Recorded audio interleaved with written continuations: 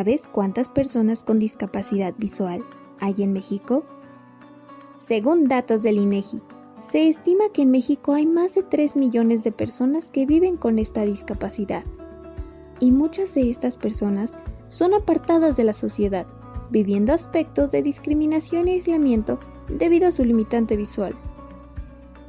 En el Hospital de la Luz nos encontramos conscientes de esta situación.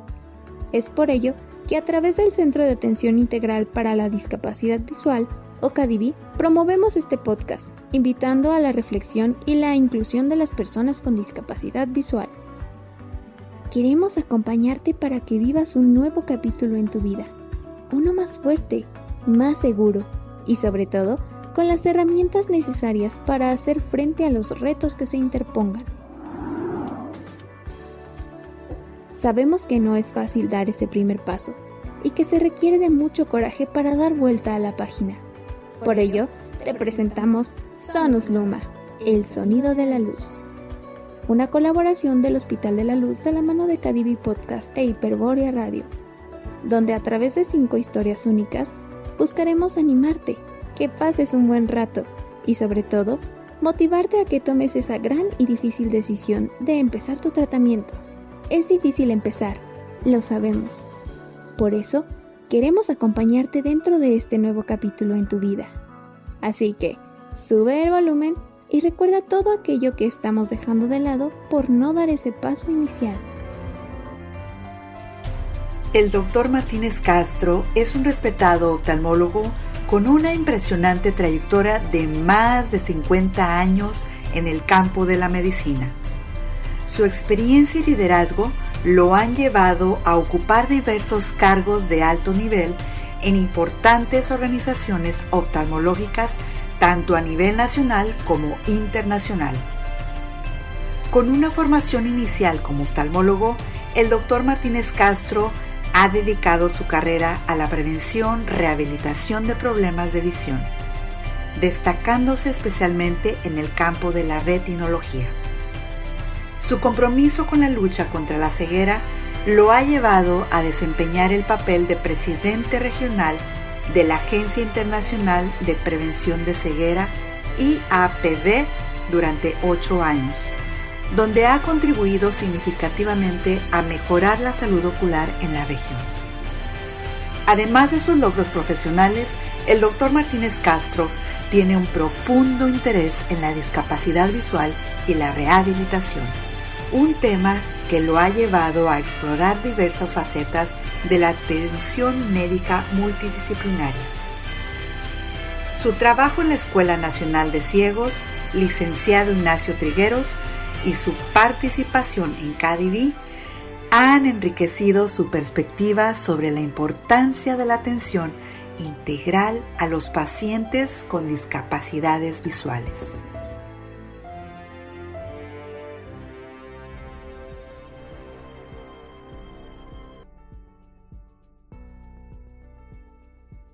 Hola, ¿qué tal? ¿Cómo están? Pues sean bienvenidos, bienvenidas a un episodio más de Sonus Luma en esta temporada, la verdad, tan rica, tan bonita que hemos estado haciendo por los 20 años de CADIVI, que es una institución a quien queremos un montón.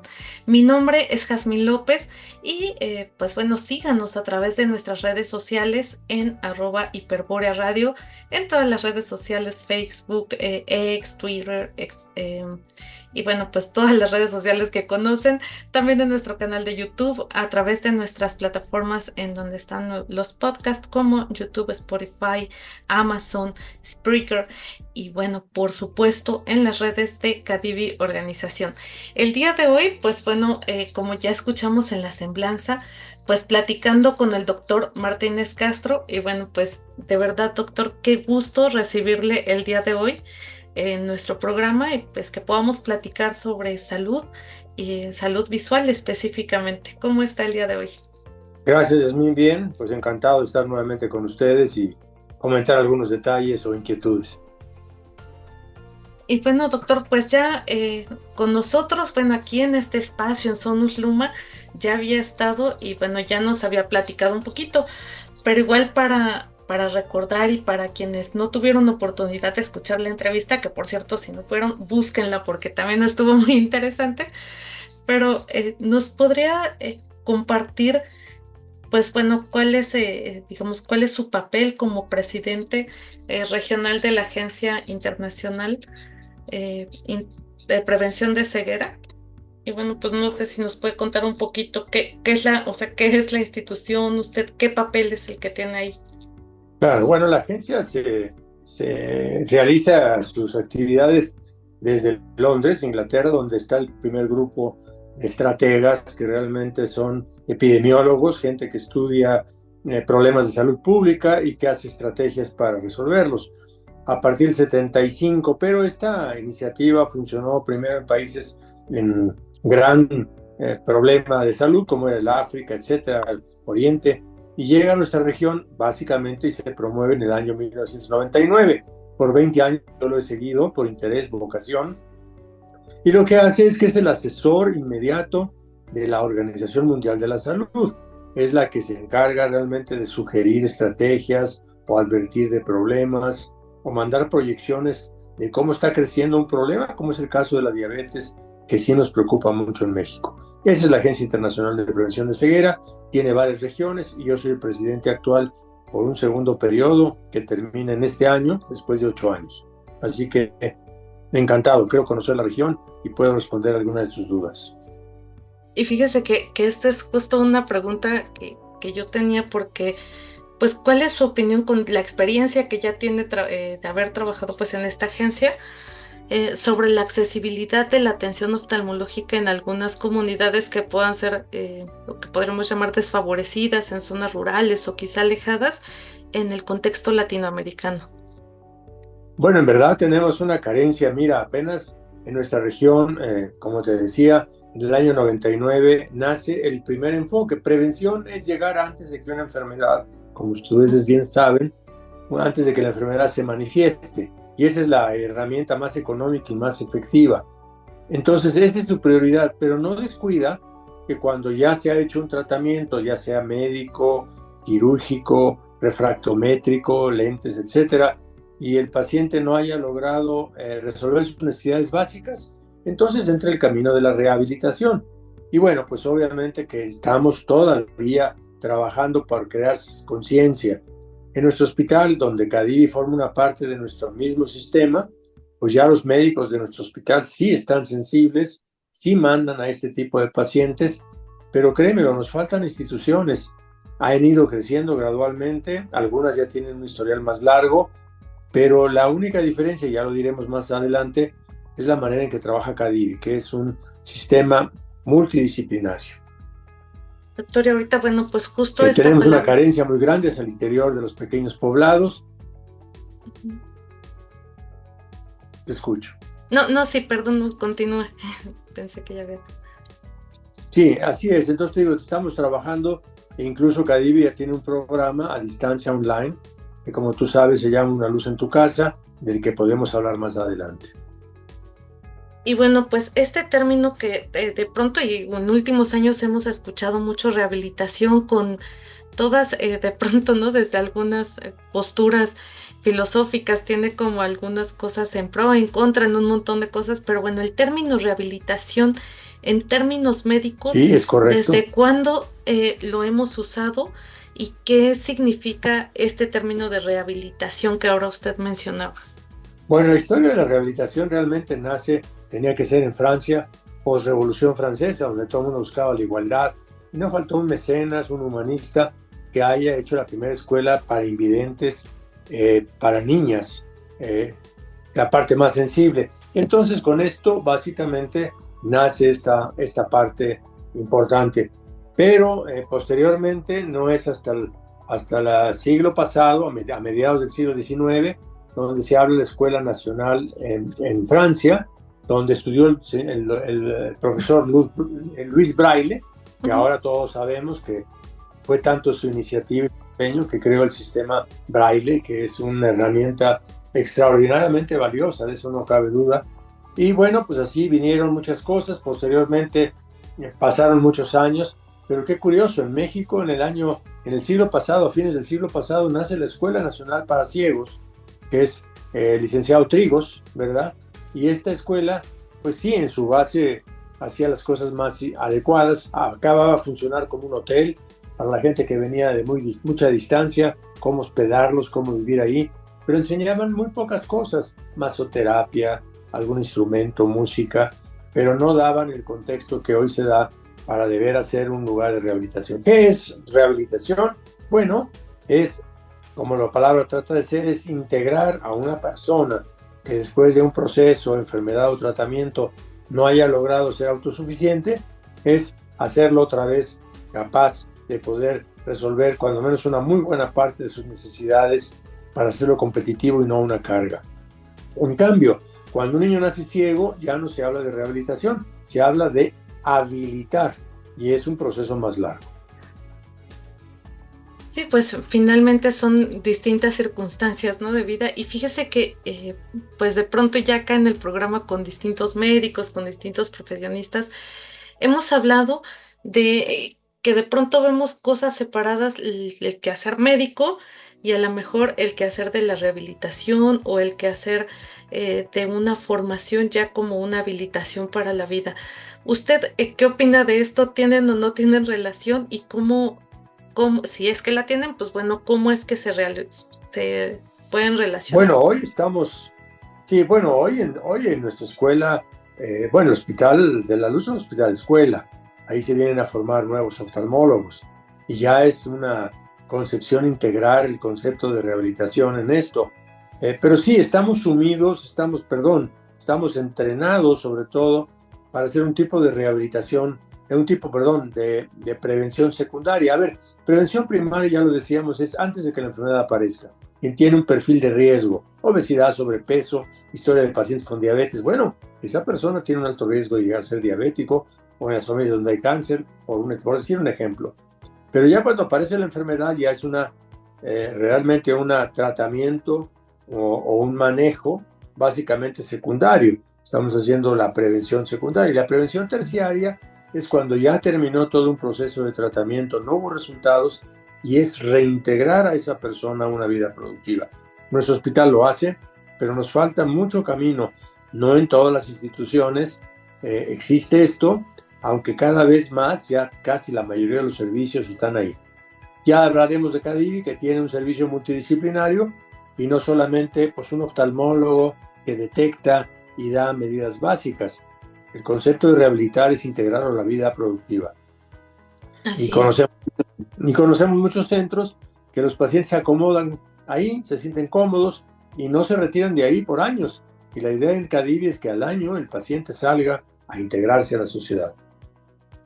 Así es, a retomar sus actividades o a tener nuevas actividades, o sea, finalmente es que no se está peleado. Y fíjese que, bueno, ya escuchábamos en su semblanza, pues toda la experiencia que trae, y de pronto yo me pregunto, porque a mí, pues digamos, más allá o también, además de lo profesional, a ustedes como personas, pues me parece súper valioso conocerles. Y en este sentido, pues a mí me gustaría preguntarle cuál es su motivación personal detrás de, pues bueno, de este interés por fomentar la salud ocular y qué desafíos ha tenido en este sentido en su quehacer médico. Gracias. Pues mira, sí, a la vuelta de ejercicio profesional yo ya tengo 52 años de proceso activo y ves desfilar muchas carencias, muchos pacientes, la mayoría que llegan tarde. Tenemos un sistema de salud que no tiene cobertura universal y no llega a todos los rincones. Como bien decías, una preocupación, cómo llegar a la gente que está marginal. Pero todo eso pues, nos hace despertar, cuestionarnos y a veces preguntar, ¿qué más se puede hacer? Yo vengo de una familia de oftalmólogos, tío abuelo oftalmólogo, padre oftalmólogo, y obviamente pues eso me sembló a muy temprana edad asomarme a ese campo y ver los tratamientos, pero finalmente ver que hoy que la tecnología nos oferta grandes avances, grandes fármacos, grandes recursos, pues sí, pero se vuelven elitistas, no alcanzan a cubrir a la población que tiene que pagarlos, y todo porque el sistema de salud no tiene esa cobertura, por decirlo de alguna manera. Entonces sí, uno se te ha obligado a que lo ideal es llegar antes que un proceso se dispare. Por ejemplo, hablamos de glaucoma. Es una pregunta que todo el mundo hacemos. ¿Hay glaucoma en tu familia? Si hay glaucoma en tu familia, llevas ya un margen o un perfil de riesgo mayor. Y entonces eso nos obliga a buscar el glaucoma antes de que aparezca.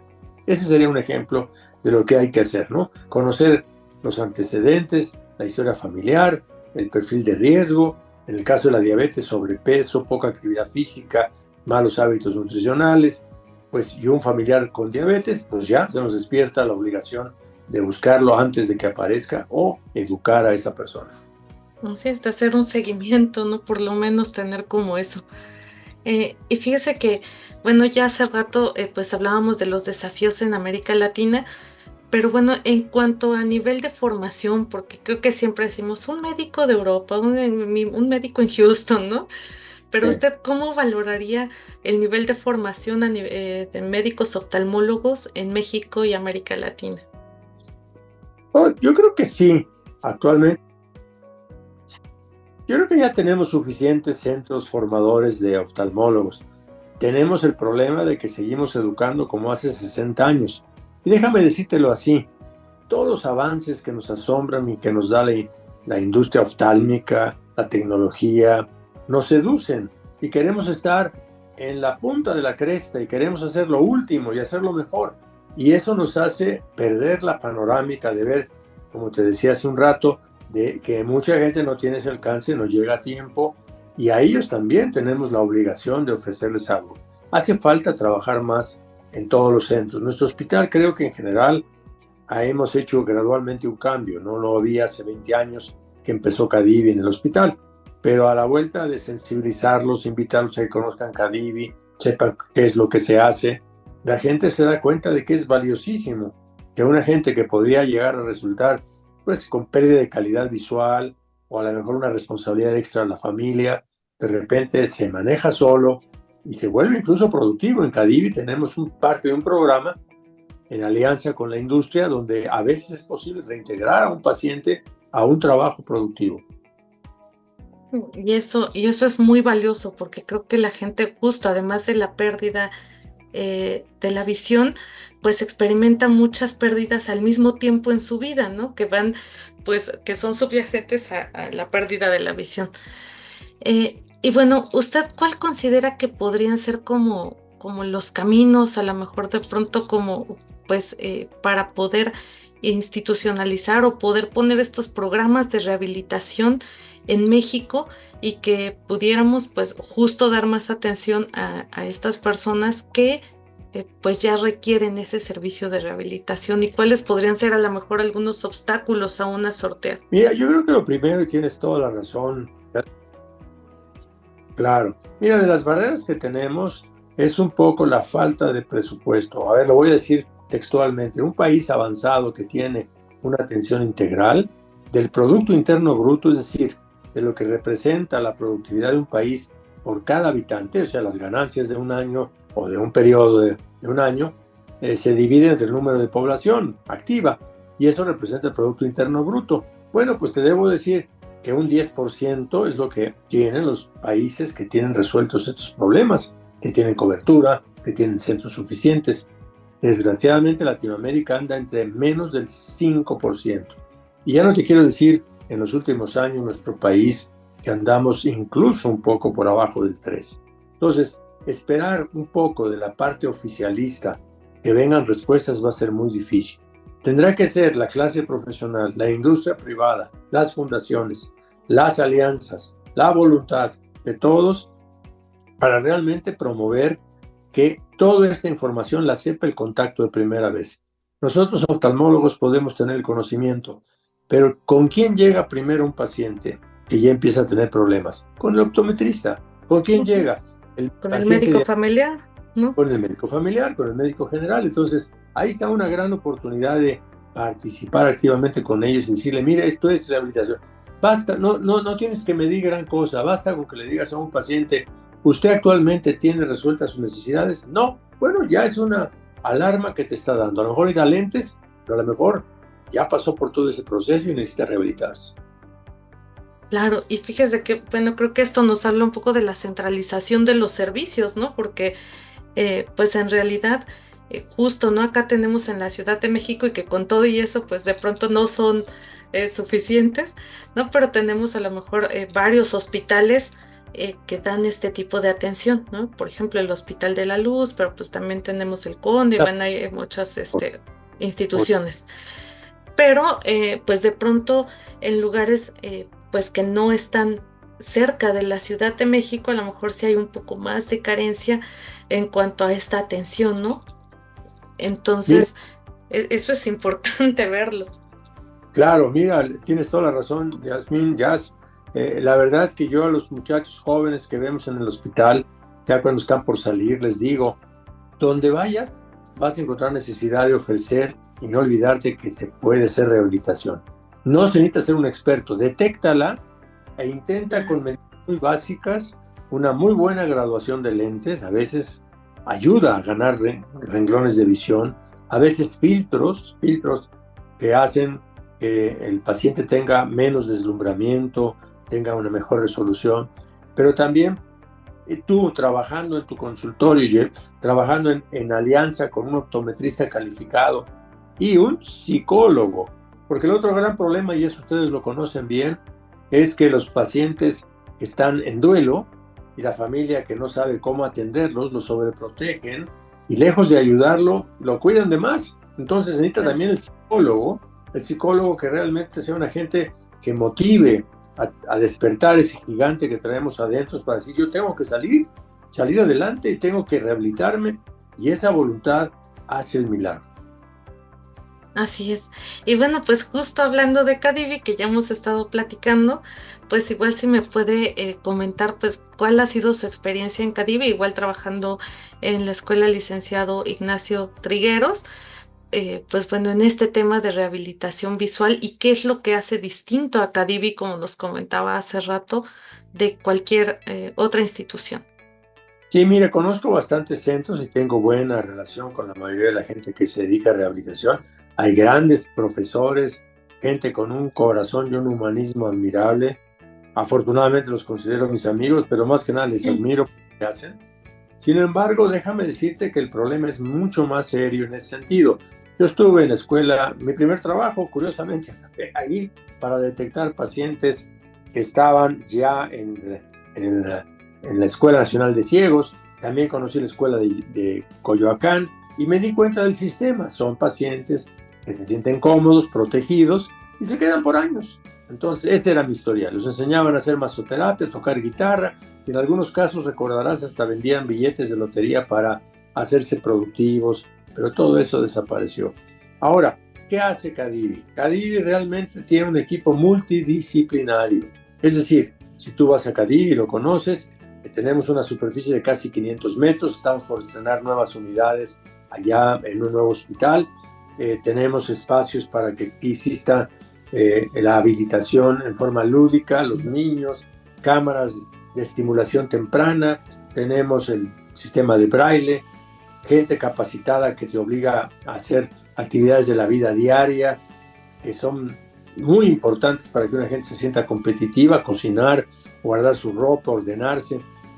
Pero obviamente también tenemos la consulta del psicólogo, la consulta del optometrista y la gente que obviamente pues los obliga a mejorar su posición, a saberse deambular con un bastón cuando ya la situación es más profunda, y todo ese sistema integrado que es en una primera entrevista conocer las necesidades del paciente y ver su estado emocional es el arranque para un buen programa, pero se requiere, como te digo, de ese espacio.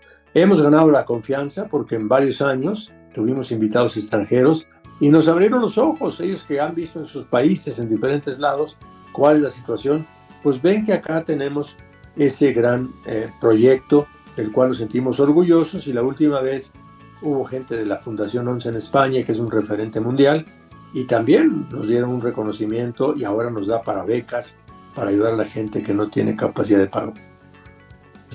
No, y eso la verdad pues es que es muy genial. Y bueno, pues justo en esta, pues felices porque ya están por estrenar unas nuevas instalaciones. más, pues además adecuadas, ¿no? Al espacio que requiere Cadivi para todas sus actividades, desde las actividades que son pues de psicomotricidad o de estimulación temprana para los bebés desde 40 días de nacidos que recibe Cadivi, pero también para los adultos. Y bueno, ¿usted cuál considera que es el papel de la tecnología en el campo de la rehabilitación visual? Muchísimo.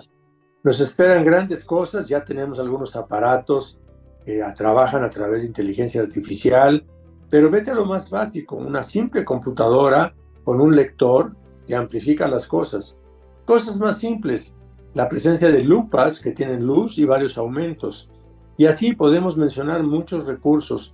Hay ahora textos audibles, la Biblioteca Vasconcelos cuenta con una audioteca maravillosa para la gente que tiene interés en seguir disfrutando de los libros a través de escucharlos, pero así hay muchos recursos de toda esta parte de tecnología que ha venido a fortalecer las ayudas. Desgraciadamente, pues se vuelve un poco más caro el adquirirlo, pero nunca hemos estado en postura de decir lo que nos interesa es venderte un equipo. No, porque eso es lo que pasa muchas veces. La gente desesperada, a la familia le trae un equipo caro sin saber qué era lo que realmente necesitaba un paciente. Y acá seleccionamos, pruebas un equipo y si es el adecuado, ya tienes certeza de que haciendo una inversión te va a redituar ganancia. Hay mucho que tenemos que esperar. De hecho, hay unos lentes que ya, inclusive en pacientes con una limitada visión, te amplifican, te reconocen imágenes, etcétera. Hay gran futuro todavía. Lamentablemente es caro, pero tenemos que seguir promoviendo todo. Sí, fíjese que yo luego a modo de broma les digo, es que ser ciego es un lujo que no cualquiera se puede dar, ¿no? Porque Así pues es. muchas cosas que necesitamos en verdad son muy costosas, ¿no? Y bueno, pues simplemente desde los equipos, ¿no? Como dice de cómputo, el software lector de pantalla, bueno, ahora ya tenemos lectores gratuitos, pero los lectores de licencia son sumamente caros, cuestan más que un equipo de cómputo, ¿no? Entonces, no es un lujo que cualquiera podamos decir, sí, mañana me compro mi impresora Braille, que son carísimas, ¿no? Ah, O con la quincena. Y bueno, pues la de los 64,000, doctor. ¿Cuál cree usted que sea la manera de poder fomentar la conciencia social en temas de prevención y rehabilitación visual? sí, Sé que no es un solo camino, pero usted, ¿qué nos diría con la experiencia? no, tienes toda la razón. Mira, hay una manera muy simple de sensibilizar a los demás.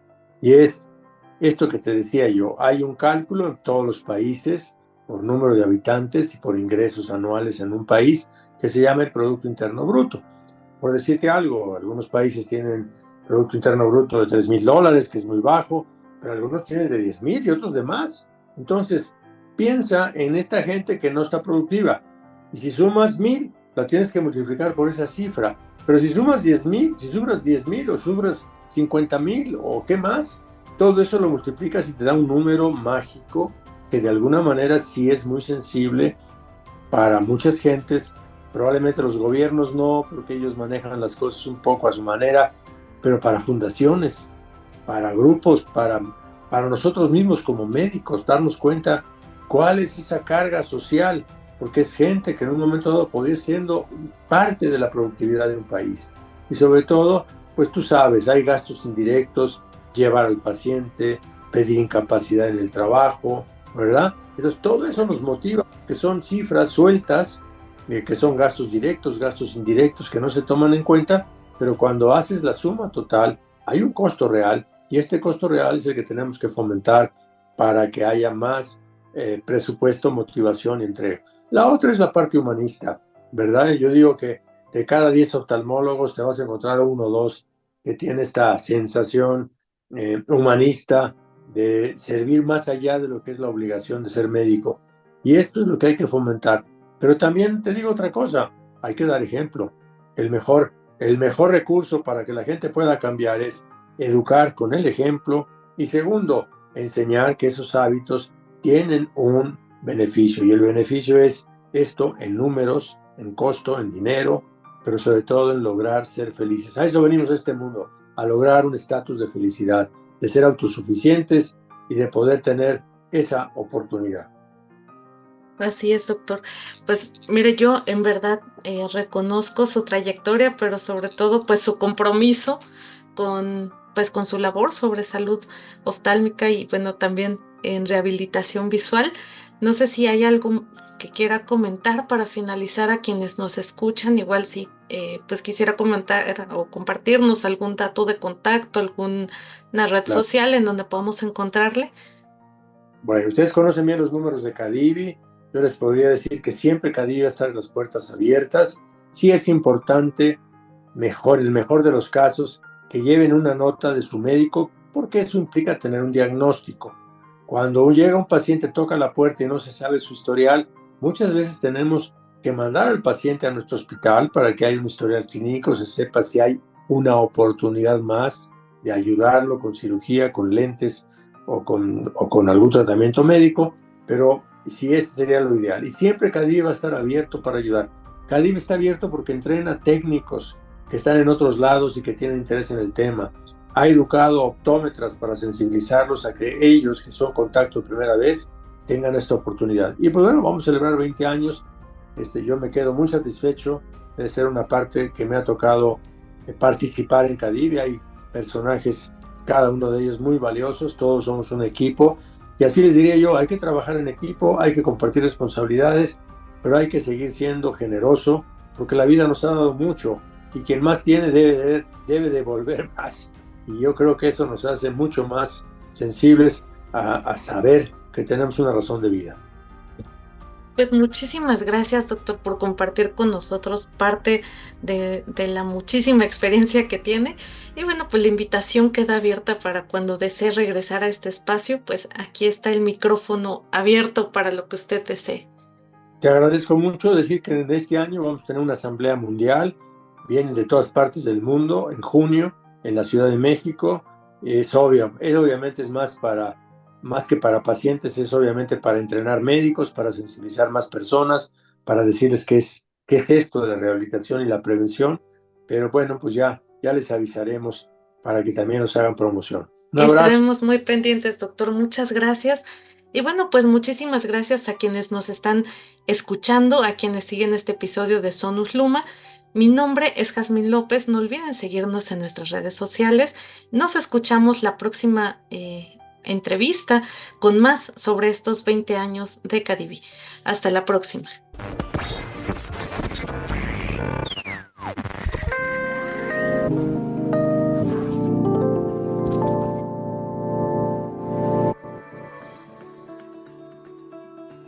Gracias por escuchar Sonus Luma. Si durante esta entrevista algo te hizo pensar o reflexionar, por favor, compártelo con nosotros. Este programa está hecho con mucho cariño por personas con algún tipo de limitante visual y nos haría muy felices saber que algo de lo que se dijo aquí tuvo un impacto en ti. Recuerda, siempre habrá una forma de salir adelante. Solo será necesario escuchar el sonido de tu luz.